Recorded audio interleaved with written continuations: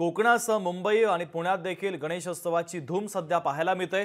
घरोघरी मोठ्या थाटामाटात आपला लाडका बाप्पा विराजमान झालेला आहे। ढोल ताशांच्या गजरामध्ये बाप्पांची प्राणप्रतिष्ठापना पार पडलेली आहे। मुंबईत 12,000पेक्षा अधिक सार्वजनिक तर 2,24,000पेक्षा अधिक घरगुती गणपती आहेत। ठाणे जिल्ह्यामध्ये 2,55,000 गणेश मूर्तींची प्रतिष्ठापना करण्यात आली। प्रामुख्याने मुंबईतील महत्त्वाचे आणि मानाचे गणपती आपण पाहतोय। चिंतामणीचा राजा, गणेश गल्लीचा राजा, लालबागचा राजा, खेतवाडीचा महाराजा आणि जेएसबी मंडळाचा गणपती, या गणपतींची ही दृश्य आपण पाहतोय। सकाळपासूनच आपल्या लाडक्या बाप्पांचं दर्शन घेण्यासाठी भाविकांनी अलोट गर्दी केलेली आहे। तर मुंबईतील गणपती बाप्पांचं दर्शन घेण्यासाठी देशाच्या कानाकोपऱ्यातून भाविक भक्त दाखल होत असतात।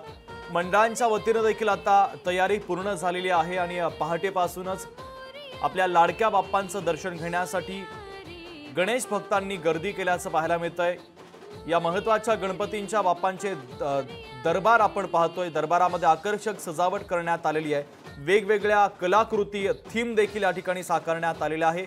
चिंतामणीचा राजा, गणेश गल्लीचा राजा, लालबागचा राजा, खेतवाडीचा महाराजा आणि जेएसबी मंडळाचा गणपती, प्रामुख्याने मुंबईतील महत्त्वाच्या गणपतींची ही दृश्य आपण पाहतोय।